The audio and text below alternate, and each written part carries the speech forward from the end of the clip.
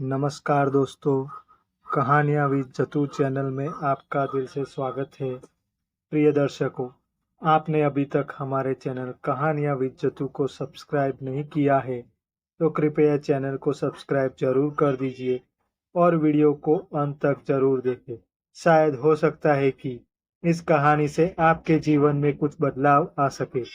तो बिना देर किए कहानी की शुरुआत करते हैं। भारत के एक छोटे से गांव शिवपुर में अंधविश्वास और धार्मिक परंपराओं का बोलबाला था। गांव का प्राचीन शिव मंदिर अपनी न्यायप्रियता और चमत्कारिक कथाओं के लिए दूर दूर तक प्रसिद्ध था। इस मंदिर में एक विचित्र प्रथा प्रचलित थी, जिसे कुत्ते की गवाही कहा जाता था। अगर किसी स्त्री पर चरित्रहीनता का आरोप लगता तो उसे मंदिर के पवित्र कुत्ते भैरव के सामने अपनी सच्चाई साबित करनी होती। मान्यता थी कि भैरव भगवान शिव का दूत है और वह सत्य और असत्य की पहचान कर सकता है। रात का समय था। गांव के ठाकुर बलराज सिंह ने अपनी बहू वसुधा पर चरित्रहीनता का आरोप लगाते हुए पंचायत बुलाई। वसुधा के पति करण की मौत 1 साल पहले हुई थी और तब से वसुधा पर कई आरोप लगाए जा रहे थे। लेकिन इस बार ठाकुर ने खुलेआम चुनौती दी। वसुधा, अगर तुम निर्दोष हो तो कुत्ते भैरव के सामने अपनी सच्चाई साबित करो। अगर वह शांत रहा तो तुम्हें माफ कर दिया जाएगा, लेकिन अगर वह भौंका तो तुम्हारी सजा मौत होगी। गांव के लोग चुपचाप तमाशा देख रहे थे।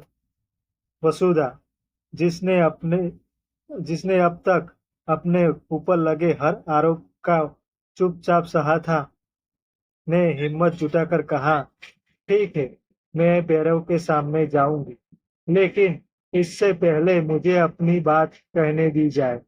4 आरोप और वसुधा का जवाब। ठाकुर ने पंचायत के सामने 4 गंभीर आरोप लगाए। पहला आरोप, वसुधा का बाहर अकेले जाना। एक विधवा होकर यह स्त्री गांव के बाहर अकेले क्यों जाती है? दूसरा आरोप, रंगीन कपड़े पहनना। यह सफेद वस्त्र छोड़कर रंगीन कपड़े क्यों पहनती है? क्या इसे अपने पति की याद नहीं है? तीसरा आरोप, गांव के मजदूरों से हंसकर बातें करना। यह एक मजदूर राजू के साथ हंसकर बातें करती है। क्या यह मर्यादा का उल्लंघन नहीं? चौथा आरोप, हंसते हुए अपमान सहना। यह स्त्री हमारे द्वारा लगाए गए सभी आरोपों को हंसते हुए सहती है। क्या यह इसके चरित्रहीन होने का प्रमाण नहीं? वसुधा ने धीरे से मुस्कुराते हुए कहा, इन चारों आरोपों का जवाब भैरव ही नहीं, मैं भी दूंगी। पहला जवाब, अकेले बाहर जाना। वसुधा ने कहा, ठाकुर साहब, आप जानते हैं कि मैं अकेले बाहर क्यों जाती हूँ? मैं हर सुबह शिव मंदिर में दर्शन के लिए जाती हूँ और वहां से गरीब बच्चों के लिए खाना लेकर आती हूँ। अगर यह पाप है तो मैं यह पाप बार बार करूंगी। दूसरा जवाब, रंगीन कपड़े पहनना। क्या जीवन में रंगीन कपड़े पहनना अपराध है? मेरे पति करण ने कहा था कि मैं हर परिस्थिति में खुश रहूं। मैं उनके कहे अनुसार अपने जीवन को रंगों से भरने की कोशिश करती हूँ। क्या यह चरित्रहीनता है? तीसरा जवाब, राजू से बात करना। राजू, जिसने मेरे पति की आखिरी दिनों में उनकी सेवा की, अगर उससे बात करना पाप है तो मैं इसे बार बार करूंगी। इंसान से इंसान की बात करना क्या इतना बड़ा अपराध है? चौथा जवाब, हंसकर सहना। मैं इसलिए हंसती हूँ क्योंकि मुझे भगवान पर विश्वास है।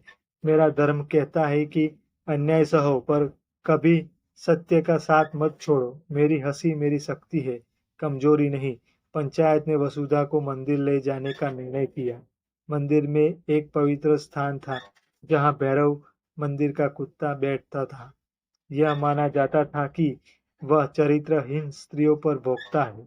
वसुधा ने भैरव के सामने जाकर कहा, भैरव, अगर मैं दोषी हूँ तो तुम भौंको, अगर मैं निर्दोष हूँ तो तुम तो शांत रहो, भगवान शिव आप साक्षी है।